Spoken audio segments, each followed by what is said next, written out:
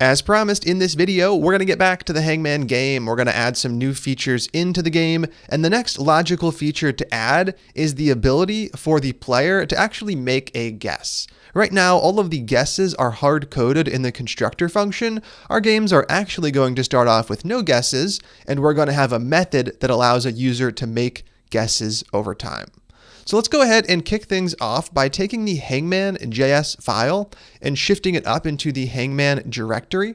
I'm going to move it into there. Then inside of our HTML file, all I'm going to do is switch out app.js for hangman.js. And now we should see the results of the Hangman game over in the browser's console. We're going to go ahead and close down the files from the other directory. That is just the person file. And we can also close down app.js. You can leave this in place as documentation, but this also exists in the PDF guide for the last lecture. Let's go ahead and switch back into hangman.js and outline what I'd like you to do. We're going to be creating a single method, and I have 3 steps for getting that done. Right here, we are creating a method for making a guess. And the first step is just documenting what should happen with the function arguments. It should accept a character for guessing. Step 2, we want to make sure that the guess that's being made is unique so that it doesn't already exist inside of here. If someone makes a guess twice, whether or not it's correct, we're going to ignore it. So if I guess C and then I guess C again, we're going to ignore that second guess since you've already guessed that letter.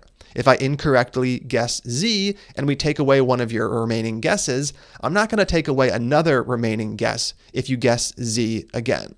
So once again, we are only going to process unique guesses. Now that's for step 2, actually populating the value in the array. Step 3, if the guess is unique and it's not a match, we want to decrement remaining guesses by 1, taking up one of their available guesses. Don't worry about figuring out if they're at 0 yet or anything like that. We'll talk about that in a later challenge. Now obviously we're also going to start off guessed letters with no items. Each game is going to start off with 0 guesses. It's going to be up to the actual user to make those guesses. Down below, you're also going to actually make guesses for each of the games. So for this game, I would like you to guess C, T, and Z. So once again, when the puzzle prints, we should see C, asterisk T, just like this. And I'll put it in a comment. And then I also want you to check the remaining guesses property. So right here, print remaining guesses, and that should be 1. So we start off with 2 guesses. Out of the 3 guesses we're making, only 1 is invalid, so I should have 1 less than I started with. So I would expect that when I print remaining guesses, its value is 1. Down below, for New Jersey, you can also make another guess right here. Make a guess for the letter W.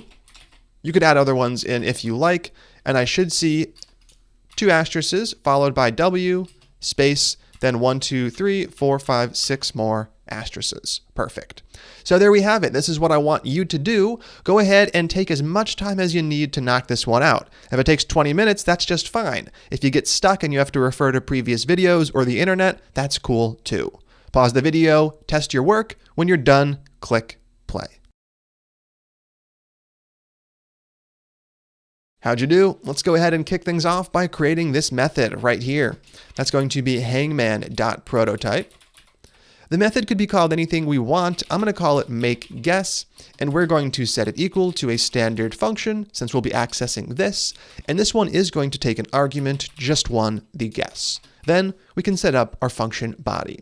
Now the first thing I'm going to do is convert this guess to lowercase. Remember, we're creating a case-insensitive version of Hangman. I've already converted the word to lowercase, so we want to do the exact same thing for the guesses right here.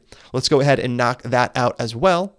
I'm going to set guess equal to guess calling to lowercase. Awesome. Now it's time to actually figure out if the guess is unique. If it is unique, we're going to add it to that list. If it's not unique, we won't add it to the list. Down below, we're going to knock that out with an if statement. If, right here, we want to see if the guess is indeed unique. If it is unique, what code are we going to run? We're just going to access this.guessedLetters. And all I'm going to do is use push to push on the letter from up above. Now it's the condition we still have to fill out to make all of this work. Here, we want to see if we have a unique guess. Right here, this dot, we need to look at the array of guessed letters. And we're going to use includes, though you could also use index of, to see if guess is indeed inside of that array. Now remember, this is going to return when the guess already exists. We only want this code to actually run when the guess does not exist, so we're just going to flip it. Now we're checking for a unique guess. Everything is going to work real well. The next thing we need to do is decrement remaining guesses if it's a bad guess. So there's a few different ways we can structure this. What I'm going to do is take this code right here, our condition, I'm going to cut it out, and I'm going to create a variable for it up above. So right here, for example, a const, I'll call this const unique guess, or something like is unique. Then I'll set it equal to exactly what I just cut out from the if statement. Then right here, I can just reference that Boolean value is unique. And this is great because I'm going to set up a separate if statement down below, right here. In this if statement's condition, I want to make sure the guess is unique and that it's a bad guess. Only if those two things are true am I going to decrement remaining guesses. So the first part is easy, is unique. We already have that in place. But then we want to use the logical and operator to also check if it's a bad guess. So does the guess exist in the actual word array? Up above, we can add another variable for that. So right here, const is bad guess would do the job. Then we're going to check this .word .includes. Does that word array include the guess? If it does, this will be true, but we don't want true if it does. We want false. So right here, we're going to flip it. Now we're going to have a value of true. If it's a bad guess, we'll have a value of false if it is a correct guess. Right here is bad guess. If we have a bad guess and it is a unique bad guess, we are going to decrement remaining guesses by 1. So this dot remaining guesses, and then we're just going to go ahead and set it equal to itself, -1. Perfect. Now there's a shorthand for this. When you are taking a number and you are adding or subtracting 1 from it, we have a shorthand technique we can use. That is this dot remaining guesses minus. This has the exact same functionality as what we had just set up. And there's also ++ if we wanted to add 1 instead of subtracting. In this case, though, we are counting down, so we're going to use -minus to remove 1 from the remaining guesses count. With this in place, we should be all done. We have handled steps 1, 2, and 3. Let's go ahead and actually test things out by making some guesses. So down below, I have game 1. I'm going to call make guess. I'm going to pass in my guess. For the first one, it will be C. I'm going to take this exact line and copy it 2 more times, pasting it down below. We'll make a guess for T, and we'll also make a guess for Z. That accounts for the 3 guesses I wanted you to make. Then we're going to go ahead and actually print the remaining guesses left. So console.log, that's game1.remaining guesses, and we just want to make sure that that value was actually reduced by 1, which it should have been, since out of our 3 guesses, only 1 was invalid. All right, so this is going to be for the first game, and for the second game, we can just make a single guess. I'm going to remove the comments that I added to document things, and then we're going to make our guess. That's game2.makeGuess, and I will guess W. Perfect. With this in place, we are all set. Let's go ahead and actually test things out. I'm going to save the hangman.js file. Over here, what do we get? We get C*T, which is correct. We also get 1 for remaining guesses, which is looking great. And down below, the only letter for New Jersey that's actually showing up is W, as expected. So there we have it. We have a basic version of our make guess method in place, allowing users to actually interact with the game. And now let's go ahead and talk about how we can add a very small amount of code to actually make this game more game-like.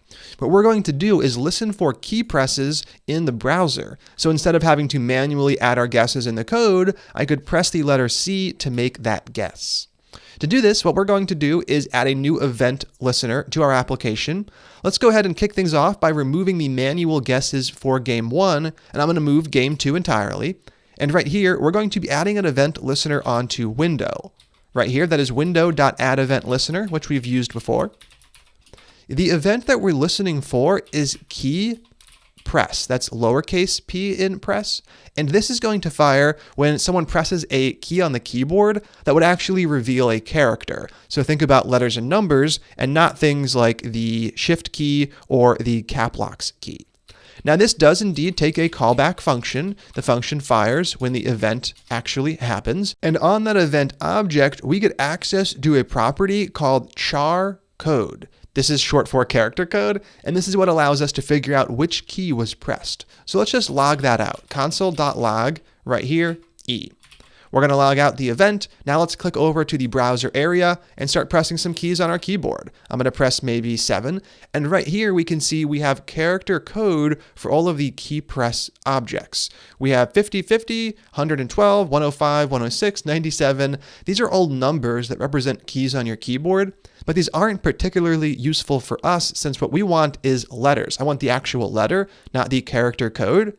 There is a method that allows us to get this done. The method we can find over in the documentation, MDN. It is from char code. And if we actually pull up the documentation for this, you'll notice that this is a string method, but there is no prototype defined. It is string.from char code, not string.prototype.from char code. So we actually call it just like this, passing in the character code here.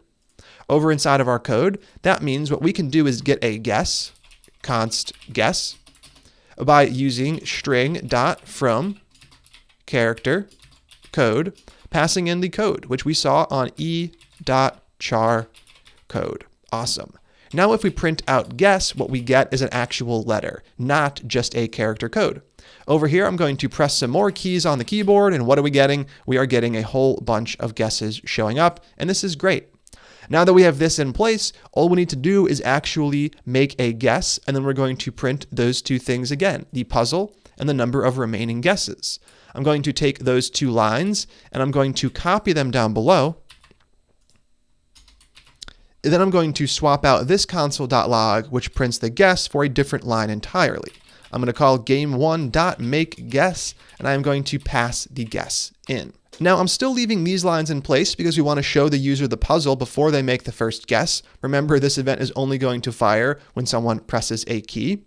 Now we can go ahead and save the hangman.js file. Over here, we can see we have 2 guesses left and we don't know any of the letters. I'm going to guess P. We now have 1 guess left and still no revealed letters. I can then guess A. Here we still have 1 guess left because our guess was correct and it is showing up. Then I could press T to reveal that as well. So now we have a way to actually make the guesses by pressing keys on the keyboard. And this is a great step in the right direction. The game feels a little more interactive as opposed to needing to have manual code added or removed to simulate what would happen. That's where we're going to stop for this one. We'll continue on working on the game in the next one. I'm excited to get to that, so stay tuned and I'll see you then.